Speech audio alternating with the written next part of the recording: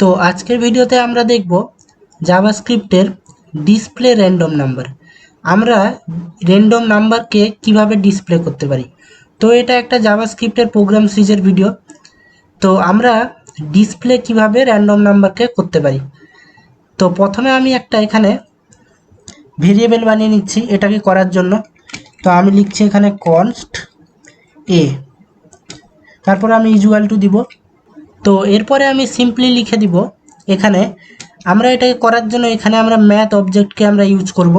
তো আমি এখানে লিখে দেব ম্যাথ, তারপর আমি ডট লাগাবো, ডট লাগিয়ে আমি এখানে লিখব র্যান্ডম।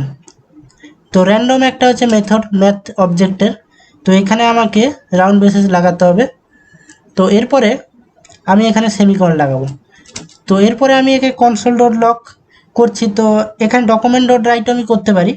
তো আমি ডকুমেন্ট ডট রাইটও করছি, ডকুমেন্ট ডট রাইট। তো একে আমি এখানে প্রিন্ট করে দিব। তো এখানে সেমিকোলন লাগাবো।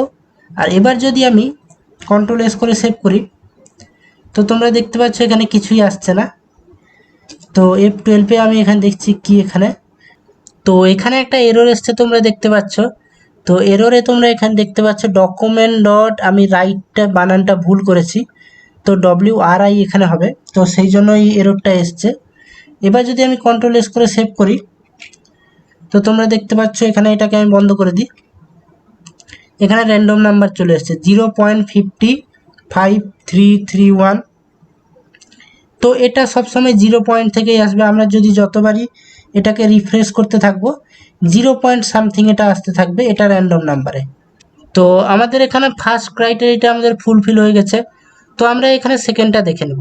সেকেন্ডে আমাদের লেখা আছে display random number in 1 to 10। তো এটা ইন হবে না, এটা হবে বিটুইন। এখানে আমি বিটুইন লিখে দিই। তো এখানে আমি বিটুইন ডবল ই এখানে আমি লিখে নিই। তো কন্ট্রোল এস করে আমি যদি সেভ করি, display random number between 1 to 10, মানে 1 থেকে 10-এর মধ্যে আমাদের করে দেখাতে হবে। তো এখানে তোমরা দেখতে পাচ্ছ Math.random যে মেথডটা আছে সেটা সবসময় 0 পয়েন্ট সামথিংই দিচ্ছে। তো আমরা 1 থেকে 10-এর মধ্যে কিভাবে এটাকে পেতে পারি, তো সেটাকে আমাদের করার জন্য এখানে আমাদের সিম্পলি লিখব ইনটু। তো এখানে আমাদের বলা হয়েছে যে 1 to 10। তো 1 হচ্ছে লোয়েস্ট ভ্যালু, 10 হচ্ছে হাইয়েস্ট ভ্যালু। তো এখানে আমরা সিম্পলি লিখে দিব highest value minus lowest value. তো হাইয়েস্ট ভ্যালু হচ্ছে 10, তো 10 মাইনাস আমি লিখে দিব 1। তারপরে আমাদের লিখতে হবে প্লাস লোয়েস্ট ভ্যালু প্লাস 1। তো এটা যদি আমরা করে দিই আমাদের 1 থেকে 10-এর মধ্যে এটা চলে আসবে। তো এখানে আমি কন্ট্রোল এস করে সেভ করছি এটাকে।